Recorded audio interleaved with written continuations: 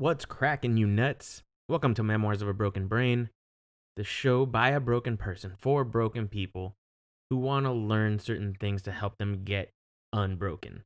My name is Randy, and I have a fun one for you today. Today, I had the absolute honor to sit down and talk with Anderson Silver. Anderson is a Stoic philosopher, the author of Your User's Manual and Your Duality Within, both books from his series Stoicism For a Better Life, as well as the host of the podcast entitled Stoicism For a Better Life. Today, we talked about what Stoicism is and how we can apply its principles to our own lives to help us get through some of the mucky muck that we might face, not only in these times, but anytime. These aren't new concepts, but they are so relevant for today. I know this conversation helped me a lot. It helped open my eyes to some things that I can start applying to my life immediately. So we cover the spirit, soul, tomatoes, and how to be a little less anxious in our day-to-day lives. So sit down, relax, and find out how all these come together in this conversation with Anderson Silver.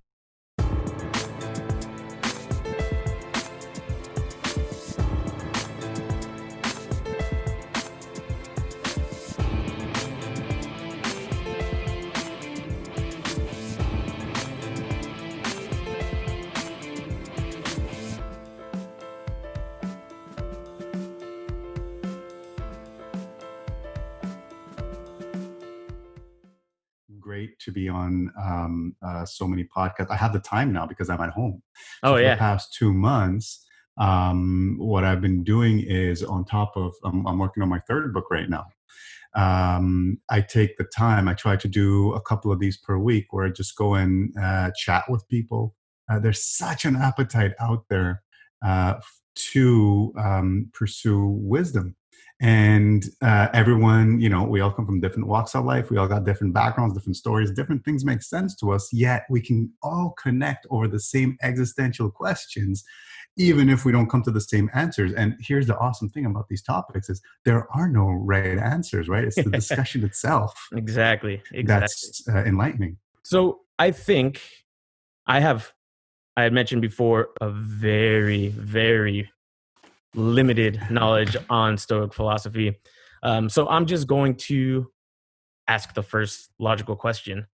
What is Stoic philosophy? Okay, so I'll give a little history lesson as well. Yes, please. So let's go back, 10,000 years ago, we have the agricultural revolution. We start we stop walking around and hunting and gathering and start growing our own food.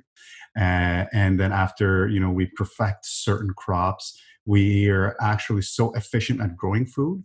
About, 5,000 years ago, going back to the Epic of Gilgamesh, we actually have people that have time on their hands that don't have to work to make food for the first time in the history of our species. And some of these people turn into, governance functions. Some turn into traders. Some of them turn to philosophy and start asking the questions, look up at the sky and say, all right, this is cool. Now, what are we doing here anyways? And so in ancient Greece, this little known guy named Socrates completely changes philosophy. And in the post-Socratic era, there's this boom of philosophical thought. And philosophy back then was, the purpose of the history lesson here is philosophy literally was how to live life. It was the guide to living life. Today, we associate philosophy with the academic, like nitty gritty, elbow patches, glasses. Okay, let's sit down and talk about these things while we smoke our pipes. But no, back then it was literally a guide to living life. Christianity then took over, and philosophy kind of became secondary. And then with the Enlightenment, led by René Descartes and the gang, about 400 years ago, things started picking up again. And today, Stoicism itself finds a resurgence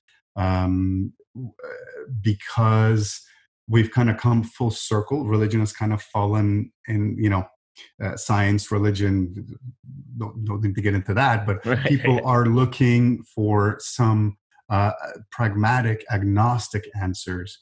And some people, like myself, are finding these answers in Stoicism. So after Socrates, there were four major religions in ancient Greece, the four Hellenic philosophies, excuse me, and they were Cynicism, Skepticism, Stoicism, and Epicureanism.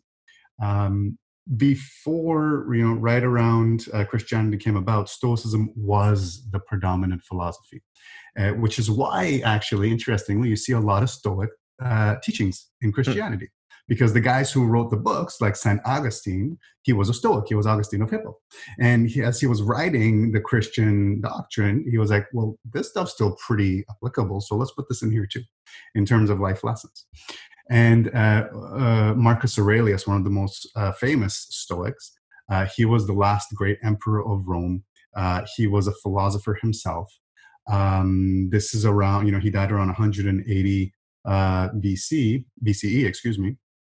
And after his death, his son took over Commodus, who was notoriously one of the worst emperors of Rome, and it was that transition of the empire wanted to decline for 100 years or so, the next century. That's when the populace looked for a different way of living and got into Christianity more, and that's how Stoicism kind of disappeared.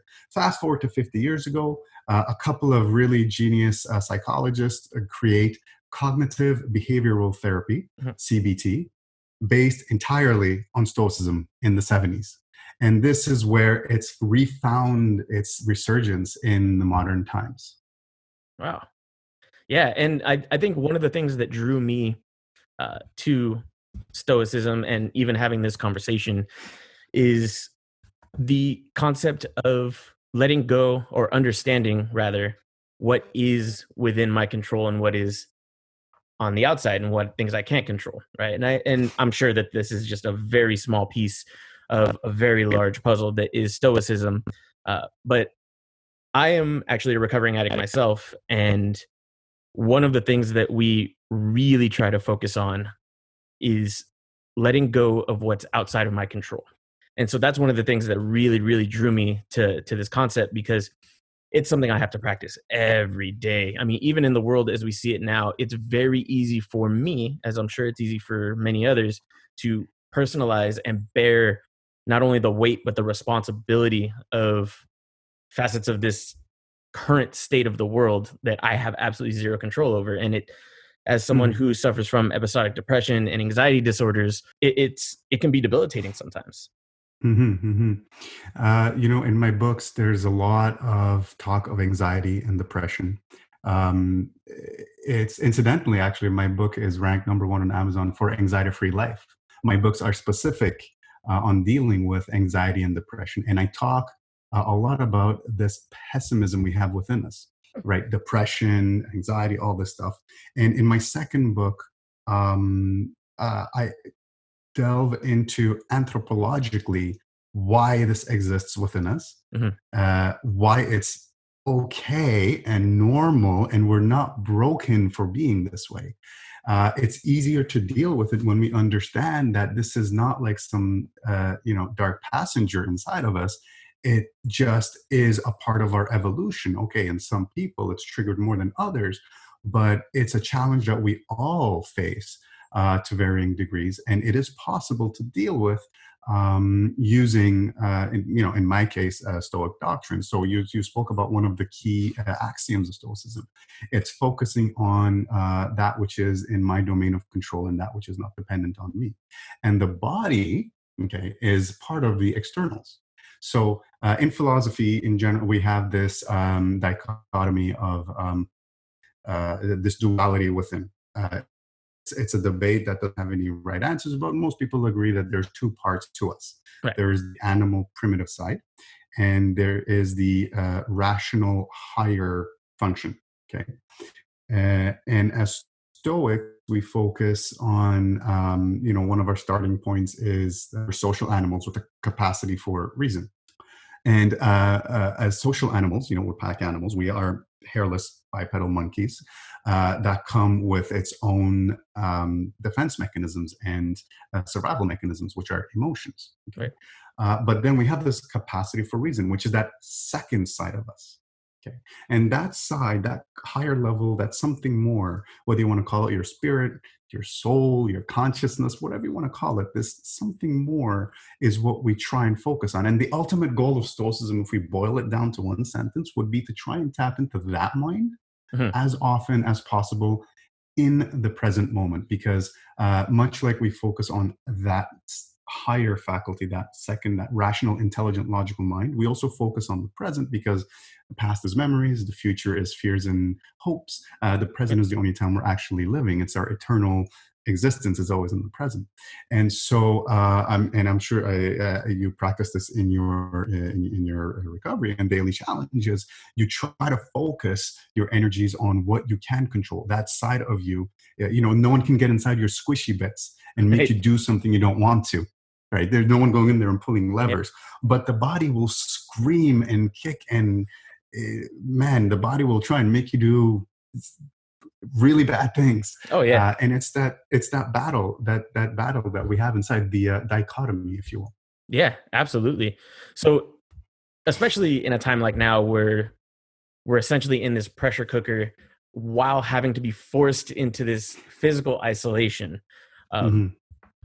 how would someone like me, for instance, I caught some news that um, COVID is a lot closer to not only my business but my personal life as well than we had originally seen moving forward. And of course, my head immediately goes to, well, I'm going to get COVID and myself and my whole family is going to die. And that is the reality that my brain wants to paint for me, which doesn't exist, right? Right now, Hmm. as I'm sitting talking to you, I'm perfectly healthy. My family is perfectly healthy, but I have a really hard time living in that reality sometimes. And I tend Sure.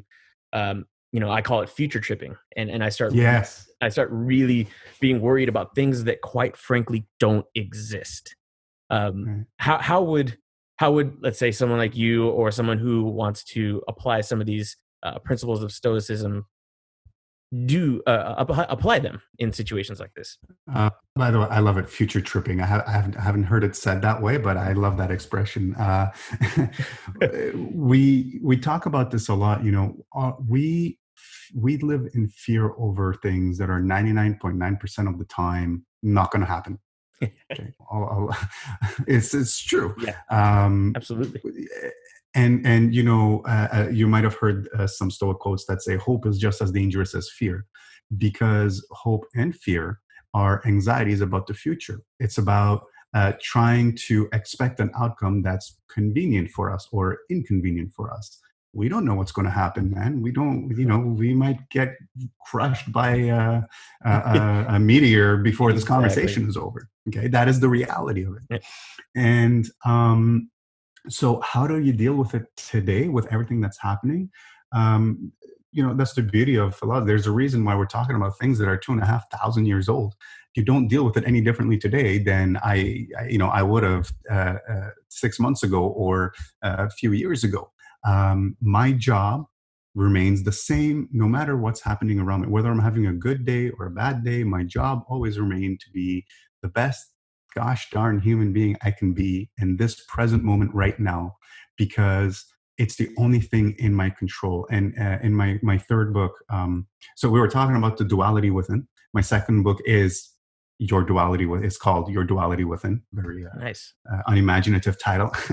And the third one, also unimaginative, is called Your Dichotomy of Control: What You Can Control and What You Can't Control. And the whole story is behind, the subtitle is Take Control of Your World and Live an Anxiety-Free, Happy Life.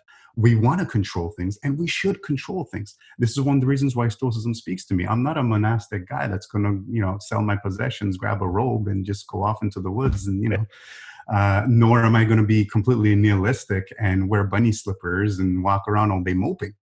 I'm here. Yeah, I'm going to die. Yeah, and we're cosmic stardust floating through the universe, and ultimately our lives are meaningless. Okay, cool. But I'm here. I Yep, should do something. exactly.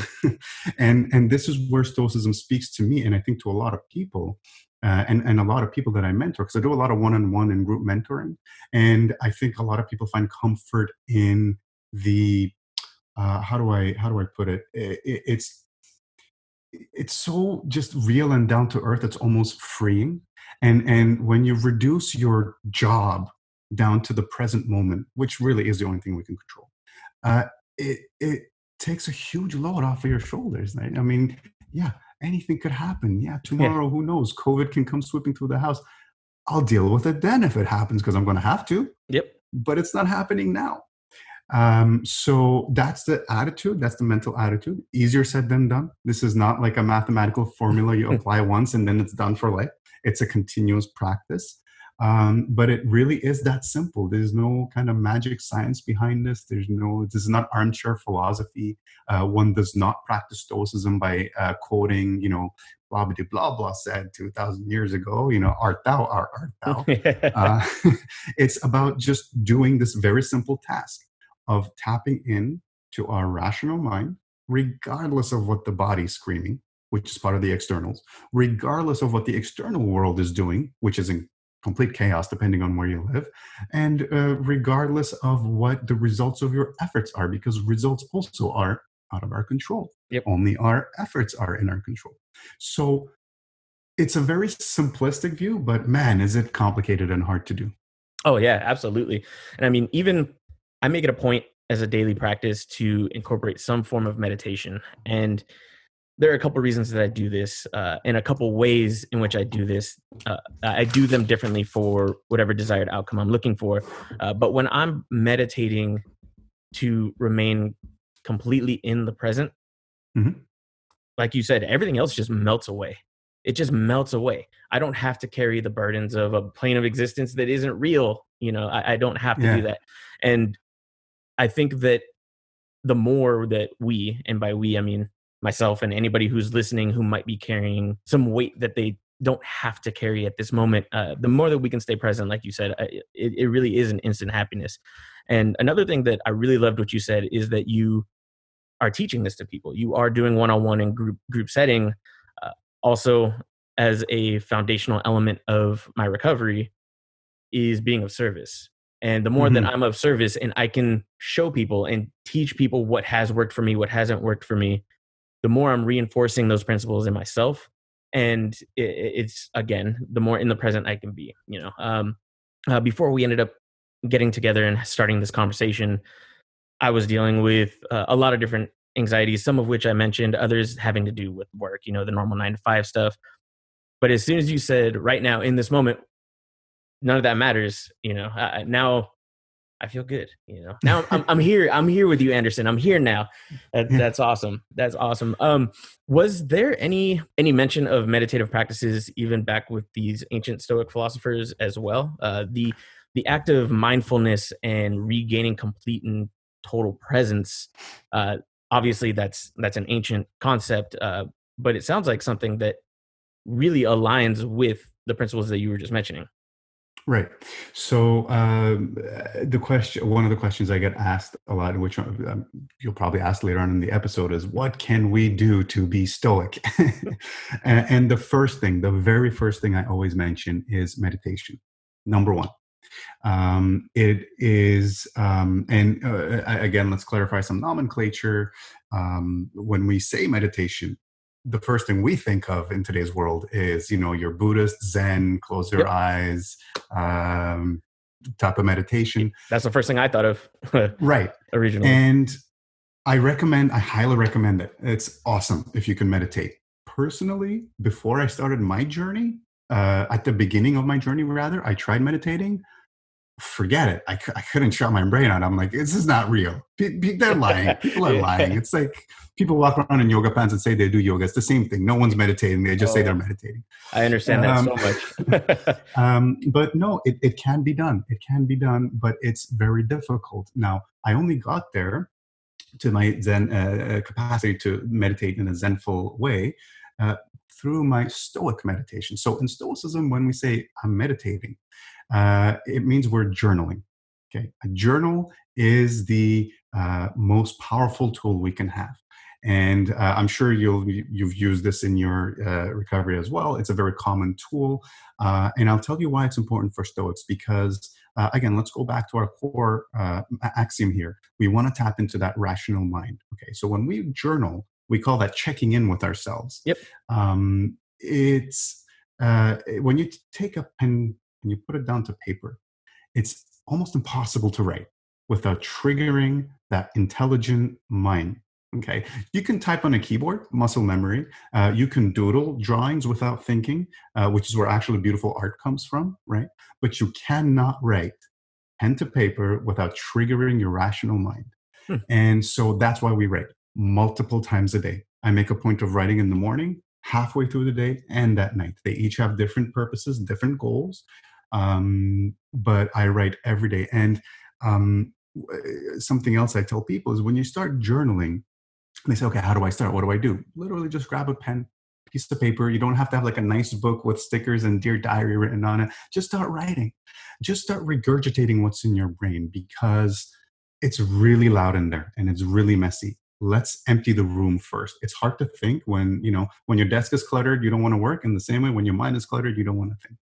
And when people start writing, oftentimes they get scared. I'll look at my own writing, because I've kept my journals from the beginning, and I'll look at the first 500 pages, Randy, and sometimes I'm like, wow, geez, this was dark stuff, man. Like, you need to check yourself in or something. Oh This yeah. is not pretty, right? And a lot of people go through this because we tend to very conveniently ignore all our negative thoughts, and we focus on that picture we want everyone to see on Instagram, or we focus on that, hey, barbecue on Saturday or vacation coming up in a week. Oh yeah, those are much So easier to manage. exactly. So journaling, super important. Meditation, super important. And as you clear your mind and you begin a conversation with yourself, and this is something that's very, very important. I push it a lot in my books, is to start a relationship with yourself. And if I may quote Atticus from How to Kill a Mockingbird, which everybody should be reading right now. One of my all-time favorite books. He says, before you live with anyone else, you have to live with yourself. And that's where meditation, journaling can really help bring your rational thought together. Oh man, yeah, I can definitely relate to all of that. Interestingly enough, I just broke open some of my old writing. I've been creative writing ever since I was a teen. More structured journaling, like you had mentioned. Now, yes, it is absolute imperative. It's something that I do many different ways, and I also uh, take inventory. Yeah, you mentioned checking in with yourself. That's exactly the way I do it too. Mhm. What am I feeling? Why do I think I'm feeling it? What part of me do I need to protect in this moment? These types of things, and just unpacking. But Yeah. there are also pages that just say fuck in large letters all over, because that is the Yeah. only thing that my hand could write at that moment. And the very next page will be, oh, okay, this, that, and the other. This is what bothers me. This is, I had to clean up the mess. Uh, you had mentioned now that this was something that you've been doing since the beginning. I think that that's a perfect segue into, how did you get into your Stoic journey? How did that even come about? Obviously, for uh, me, when I came across it, I was searching for something. Yeah, is that something that you can relate to? Yeah, yes and no. I'm laughing because, obviously it's a question I get asked a lot. Of And course. sadly, I don't have some awesome, cool story that I was hiking a mountain one day and I looked out at the sunset and it was beautiful. No, it's actually kind of serendipitous and a letdown. But so I rewind back, decade or so. I was your typical North American capitalist wet dream. I had the grades in university. I got out, crushed it, got the job, 6-figure salary, got the house, family, car. I'm done. I'm winning, right? Yep. And I sat back and took inventory one day, looking at all these things that society told me would indicate that I have accomplished in life and won the game of life. And I admitted to myself I was still hollow. The next thing that I bought wasn't filling that existential hole. The hedonic treadmill had kind of run its course. And so I started searching for something. Exactly. Um, I kind of recognized that I had been uneducated. Okay. I say uneducated because I recognized that what I've been taught went against my nature a lot, my core nature as a human being. And so I went on this self education crusade, if you will. And I was going to a trip in Cuba, I hopped on Amazon to buy a bunch of books because that's what I liked doing, was reading books on the beach. And literally, I was just buying. I was doing like click buy now, whatever the Amazon AI was recommending. Right? I'm like, oh, this is cool. This is cool. And so one of the books I ended up reading was this book called Letters from a Stoic by Seneca. And I'm reading this on my nice, touristy resort down south. And I'm reading these words written like over 2,000 years ago. And I'm like, dude, these make so much sense. Like, this feels like it was written now. What the hell? There's something here. And it resonated with me. It resonated with me because I'm not someone that can just put faith in something. I'm not someone that can just, I'm willing to admit when I'm wrong. I'm willing to admit when I don't know something, but I'm not willing to accept something unless I understand it. I'm very agnostic. Right. Okay. And so this philosophy actually made sense, and it gave me the answers I needed that nothing else could. And I did look far and wide. I looked at religion, spirituality, philosophy, science, what have you. Stoicism is kind of, if you were to put all the different belief systems of humanity, the way I like to describe Stoicism is, if you were to put all these different ethical, moral, spiritual belief systems, Stoicism kind of sits right in the middle of the Venn diagram that all of these intersect. And I guess that's why it works for me. Yeah, that's a really logical place to be when I get it. I get that totally. Someone who started off very religious in my young life, parts of my story then knocked me quite heavily off that path, and I eventually identified as agnostic as well. Same thing. I can't accept something that I just don't understand, and so that sits really, really close to home for me.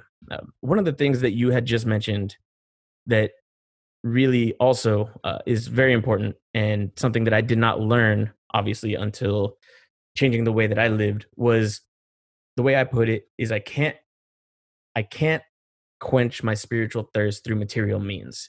The things I have, the stuff I have, the tangible items, eventually they mean nothing. Oh, not eventually. They always mean nothing if my insides are dying. And through my addictions, that's what I was doing. Is I was trying to ingest as much of the external as I can to fix what ultimately was a spiritual problem. And I say spiritual, much like the word philosophy and much like the word meditation, the word spirituality is a very big and scary word that people always, relate to religion. But it is something far greater than that.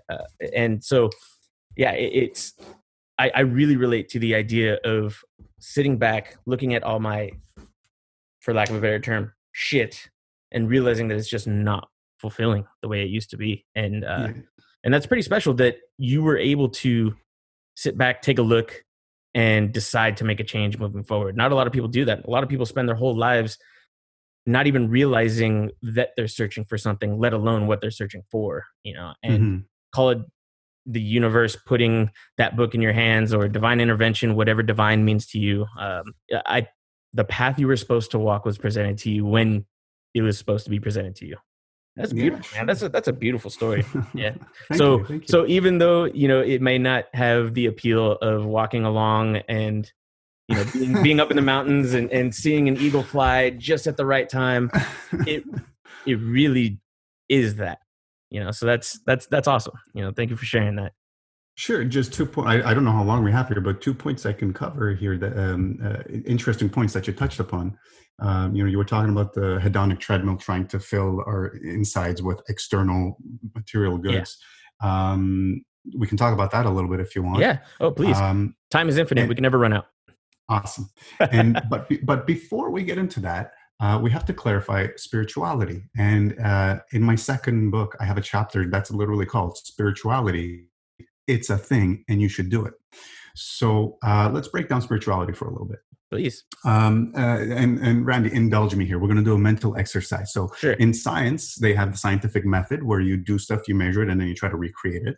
Right. In philosophy, because we think of broader concepts, the laboratory is thought experiments. Right. So here's a thought experiment. Sure. Theseus, He's the mythical guy that founded Athens. Okay, he was some badass warrior, fought the Titans with this awesome battleship he had. Okay, beat the Titans, found Athens, died later on in life.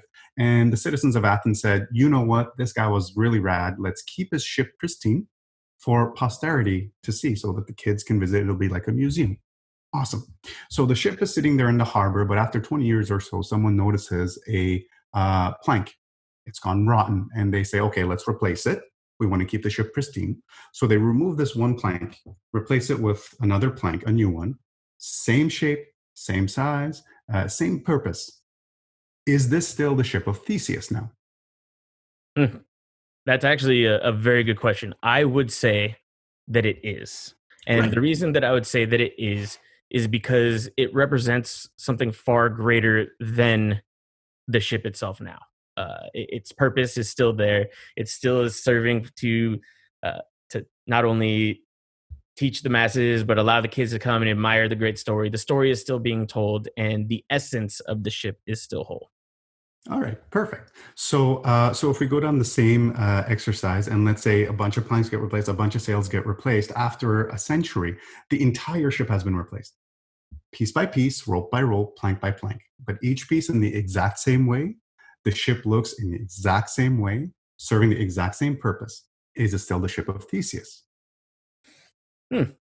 I think that's an even better question. So my head wants to tell me yes, still.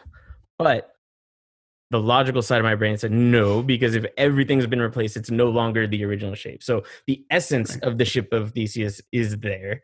The physical form, I would say, is different. Right. Very good.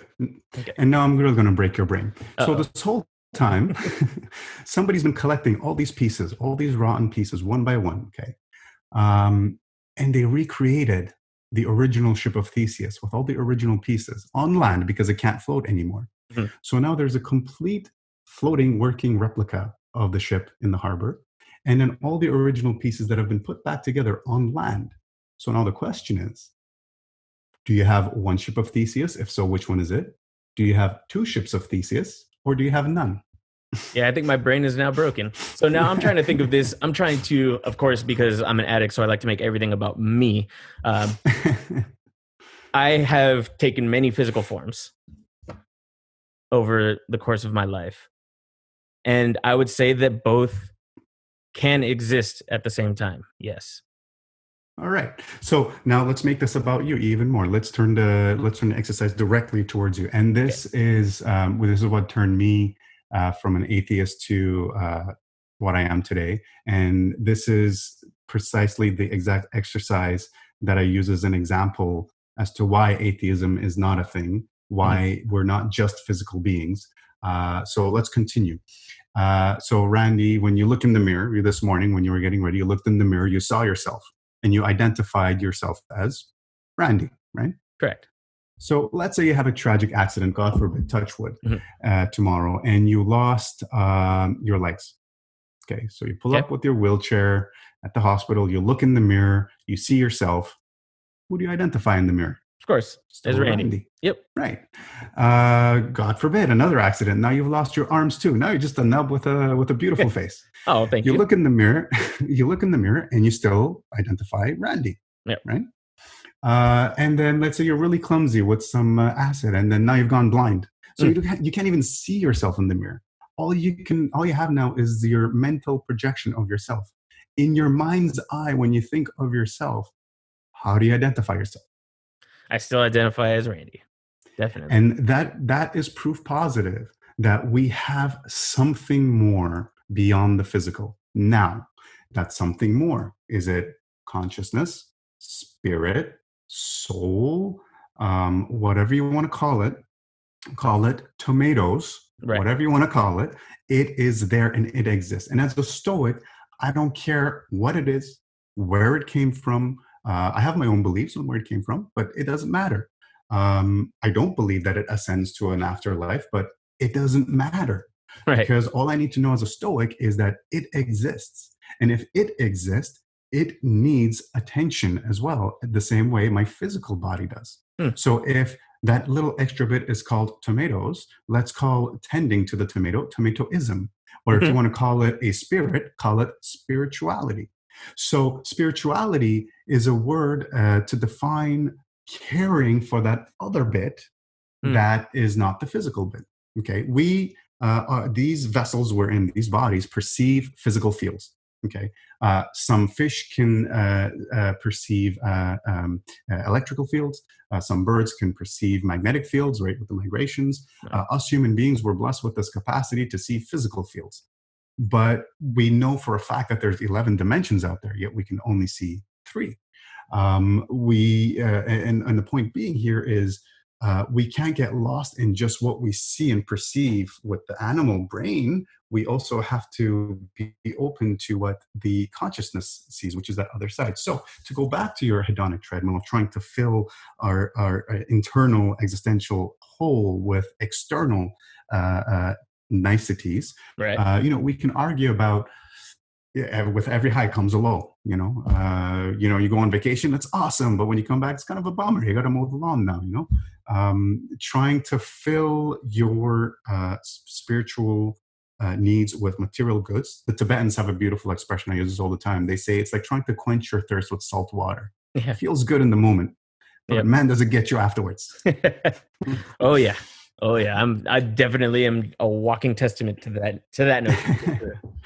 And so spirituality is very important.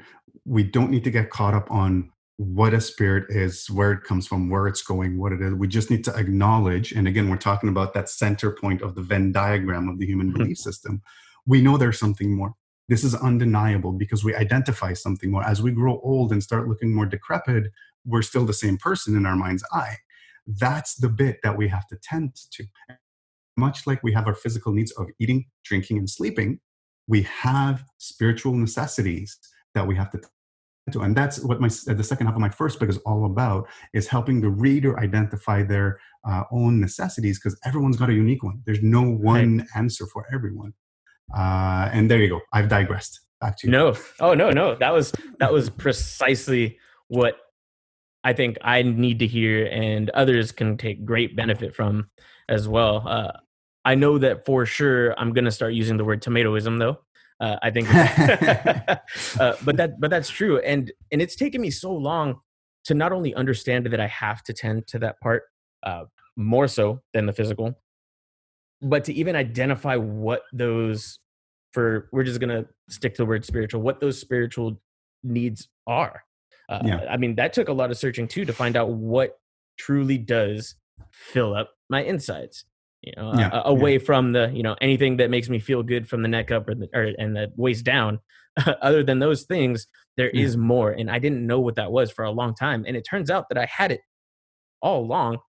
I just had worked my body and my brain into a path that has led me astray from seeing the true value of that. Which actually, now that I'm bringing that up, takes me to something that I really I believe, but what I've read in Stoicism seems a little intense, and it's all I do subscribe to this idea, but that more so than just everything that happens to me happened for a reason, but to love everything that has happened to me, both good and bad. Mhm. That was a difficult pill to swallow, especially going back, telling my story, living through some of the traumas that I've lived through, and to get to a point where I understand that okay, it took that to create what is me now, but the Mhm. idea that I actually love the fact that I went through those things because it created what I needed to become who I am now. I wouldn't Mhm. have me in this moment wouldn't exist without those things. And so to find a love for that is really interesting and quite difficult to swallow sometimes. But I've read, we can touch on this a little more deeply. But I heard a story. Uh, please excuse me, I don't know what Stoic philosopher did this, but someone who they conditioned themselves to, for lack of better terminology, embrace the suck, right? Put them in inopportune positions. I believe the example that I heard was go out into the town wearing something that would ultimately get them a very negative reaction from people, to condition themselves to like negative things that happen to them in order to build them up stronger. Are you familiar with that story? With that? It's kind of a mishmash of a few stories, but yeah, Okay. I hear where you're going with that. So I mean, there's two topics here we can cover. There's the embracing everything that happens, and then the trying to toughen yourself up Right. by whatever. So embracing everything that happens. Stoics, as a Stoic, I'm a dualist. What does this mean? So philosophy, I love philosophy.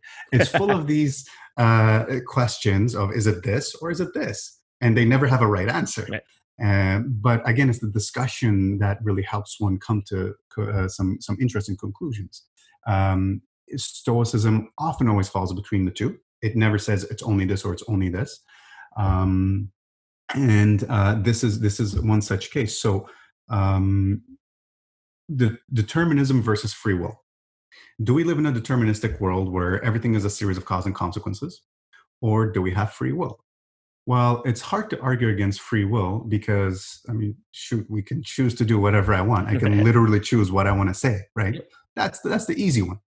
So how does one argue for determinism? Because it's hard to argue for determinism when you're like, no, it can't be a deterministic world. I have free choice. I have free will. So the example I like to use is a ball. We all went to high school and we learned how the laws of physics works. And when you grab a ball and you drop it, it accelerates at 9.81 meters per second squared. I Right. think. Don't quote me on this stuff. It's been a really long time. And so if you have the formula and you have the variables of the weight of the ball, the elasticity of the surfaces that touch, you can very accurately calculate exactly how far up it's going to bounce. We can do this because we send now satellites and stuff to other cosmic bodies. Okay? Right. We can calculate this. So you can actually do this on paper just for the first bounce. It's one formula. But let's say it gets a little bit more complicated because there's wind, and now you want to calculate how many times it'll bounce and how each consecutive bounce will take. There might be an inclination somewhere, an incline, excuse me. There might be rocks along the way, pebbles. The variables are there, but you wouldn't be able to calculate this. However, using a computer simulation, we can, which is what we use for the more complex launches that we do in space. Mhm. So theoretically, as long as we have all the necessary variables, we can calculate how a physical sequence of events will end up. And is that not what's happening since the Big Bang, after all? Right? Yeah.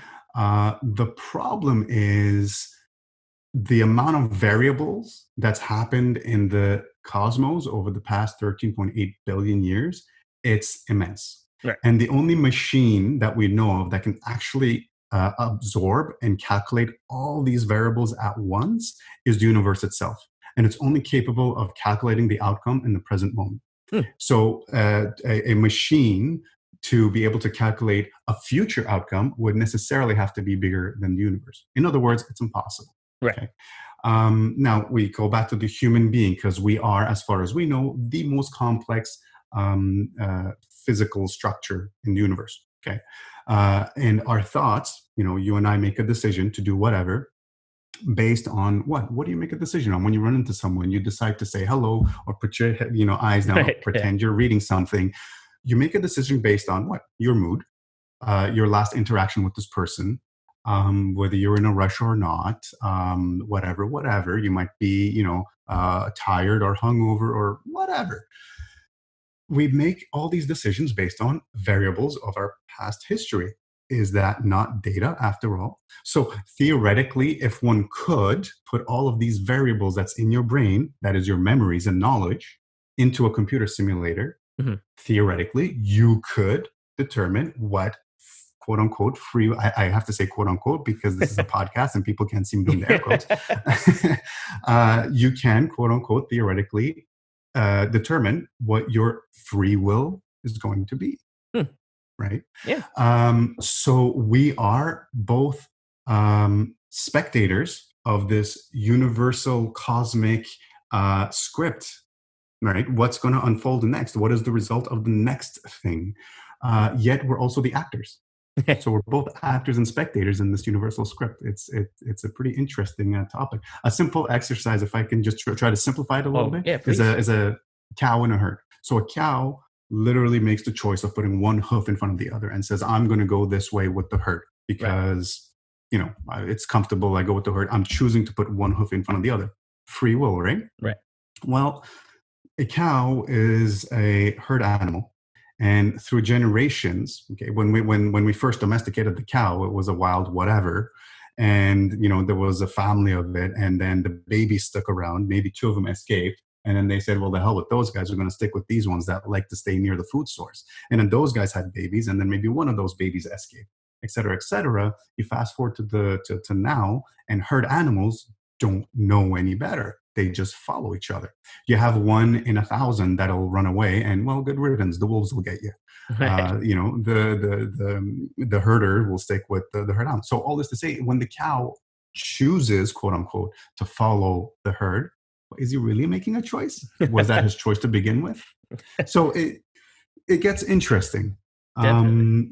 But as Stoics, we're dualists. We believe, yes, it's a deterministic world. It's absolutely a deterministic world. It's hard to argue against the logic of. I mean, it's scientific fact. We know this, but it's hard to argue against free will as well because I can clearly make my own choices. So we accept that we have a perceived free will, Hmm. and we have this perceived free will, which means we have choices to make, which means, well, I need to make good effing choices.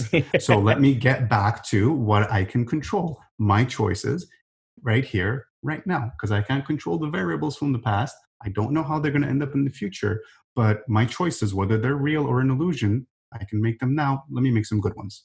Oh yeah, that's beautiful. That's beautiful. And the whole time you were thinking, it's or sorry, that you were speaking, I couldn't help but correlate to the herd mentality, even as a human being. Um, in my circle of people, we often refer to staying in the middle of the herd, and Hmm. it is a choice that we make, putting one foot in front of the other. But as human beings, I feel, especially with the term mob mentality, that we are also, we're pack animals, like you said. Yep. So I think that putting the emphasis on the perception of free will, I think that was a game changer for me. That's fantastic. Oh man. Man, I'm gonna have a lot to think about here. My journal entries tonight are gonna be amazing. All right, so now, as a new believer in this philosophy, um, where would where would I start? What would be your recommendation if someone was to really want to put forth the effort into making this a practice? Where would you start? You mentioned some reading that you happen to pick up. Do you Hmm. recommend that reading as well? Do you recommend jumping right into little daily practices? Uh, if I'm a brand new person off the street who's really interested in Stoicism, where would you direct me? All right. Where do you start if you want to get into Stoicism? Buy my books. That's Anderson Silver. There you go. Shameless plug. Oh no, it's not Um, shameless at all. look, something else that speaks to me about Stoicism. I don't like wasting time. Okay, I never did. I was always go go go type of guy. Still am. I'm gonna show you. I have here two books. Your listeners can't see this, but we'll describe it to them. Yes. I have two books here. It's the Meditations by Marcus Aurelius, okay, and the Enchiridion by Epictetus. I would say easily two-thirds of all Stoic quotes you've ever seen come from these books, right? And the Okay. reason I'm showing them to you is because I want to show them to you from the side now. You see how Hmm. thin they are? Yeah, that's quick reading. The entire Stoic school of thought boiled down to under 200 pages. Okay. Wow. Okay. Seneca's work is a little bit more in depth, but the point I'm trying to drive home here is Stoicism is a practical philosophy, meaning you don't do Stoicism by quoting some guy with a beard, Right. from ancient Greece or Rome. If I can say, you do Stoicism by actually applying it in real life. So my entire brand, Stoicism for a Better Life, my weekly articles, my group chats, and my podcast series It's all short. My articles are like 3 paragraphs. My podcast episodes are 5 to 10 minutes long. It's one simple exercise you can do to apply to your daily life to be more quote unquote stoic. Now, I'm not sharing this to plug it. I'm trying to explain that stoicism is not like a state of mind or, remembering quotes or, philosophy is the pursuit of wisdom. Stoicism is a philosophy, but it's more the practice of a virtuous life. It's not about, and the pursuit of knowledge is part of it, of course. Example, I read a lot of history because, people, I always get the same comment when people see my shelves of history books. They're like, well, it's all in the past or it's written by the victors. It's never the right stuff. Yeah, true. But I like to learn as much as I can about the past because it helps me better understand people today. Of And it course. helps me forgive them today because I see how these things were done in the past. I see what their thinking was. Just an example of why the pursuit of knowledge is still important. But let me get back to on topic here. How do you start with stoicism? With small practical exercises or actionable items in your daily life. And even as an advanced stoic, I still have here. Let me pull it off for you. I have in my journal. I keep a little laminated, and I'll describe it for your listeners. A little laminated list of bullet point items that I want to accomplish on a daily basis. Why daily basis? Because we Stoics are very focused on death and we accept that it can happen at any time. And so our necessities must be daily, right? It must be something I can accomplish within the day because I want to go to bed every night knowing that if I don't wake up tomorrow, hey, I feel awesome about myself and my life. So I have a list of daily tasks I want to accomplish, maybe about 15 of them. And that's literally how I practice the philosophy, right? And these will all stem off from your spiritual necessities because Stoicism will not tell you what to do with your life. The why is entirely up to you. And once you identify your why, Stoicism will give you a framework on how to best do that. Mm, it's beautiful. Yeah. And the idea of creating a checklist of things to do, it's so simple. I'm like you had mentioned as well. I'm very big on keeping things simple. Don't overcomplicate things. And I think that it's a pretty good practice to go to bed each night knowing that you left it all on the table. And I don't mean doing everything, extreme, making sure you jumped off a building and went skydiving or anything like that, but to accomplish everything to live a virtuous life, like you said. Go to bed each night knowing that you lived that day as a good person. Yeah. And I think that's an awesome message that you've just given to me and an awesome message that you share with others. I think putting this out there, and it's not a new concept, and it's just an introduction. You're introducing people to this way of thinking, which is a call to action. And if we can all just do a little more to answer those calls to action, I think not only would we personally be in a good spot, but the world might be in a little bit better of a spot as well. Anderson, that was fantastic. I feel like this is just a little taste of everything that we could. I'm sure we can talk for hours on this subject. So going back to those plugs, where can we get more of Anderson Silver? So my books, Your User's Manual and Your Duality Within, you can find them on Amazon, Google, Barnes and Noble, Kobo, Audible.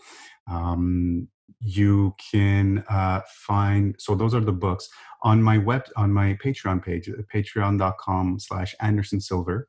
That's where I keep all my articles and podcasts. Now, Patreon is a crowdsourced kind of page for people that don't know, to support independent authors like myself. And I have all my stuff there because I do have a lot of people that support what I do. However, all my content is free. Go use it, help better yourself. In my mentoring work, one thing I've learned is, or rather, one thing I focus on is not to give answers because there are no answers. Rather, my pursuit is to provoke the right questions in my listeners and readers and followers.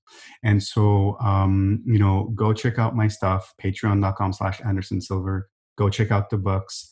If you like them, leave a review. There's a third book coming out in a few months. Podcasts season 2 is going to come out after I finish. I'm literally like right here. I'm working on the manuscript right now. As soon as that's done, I'm going to finish up season 2. And if you like what you read, get into more of the ancient stuff. It's not a lot of reading. They're all short to the point. You'll be surprised how relatable this all is. Awesome. Awesome. Again, thank you so much, Anderson, for your time. I know I've learned a whole hell of a lot, and I'm sure that everybody listening has also learned a whole hell of a lot. And yeah, man, thank you so much for your time. This has been really fun for me. This was fun. Let's do it again sometime. Yeah, please. Anytime. Anytime. All right, Anderson. Thank you so much. All right, ciao. All right, guys. That's going to do it for this week's episode. If you liked what Anderson had to say as much as I did, go grab his books. You can find them on Amazon, Barnes & Noble, Audible, Google Play, Kobo. It's the Stoicism for a Better Life series, with the first book, Your User's Manual, and the second book, Your Duality Within. Go check him out. Go listen to his podcast, Stoicism for a Better Life. And go check out his Patreon page, patreon.com/Anderson Silver. And if you like what I'm doing, don't forget to share the show, subscribe to the show, leave me a review on Apple Podcasts. That helps so much. It'll help me be able to bring in more guests, much like Anderson, and we can really take this thing to the next level and have a whole lot of fun trying to unfuck our brains up, if you know what I'm saying. So I hope you took something away from the conversation today that you can apply to your life immediately. Because if you can't find the Stoic within you, what the fuck are you waiting for?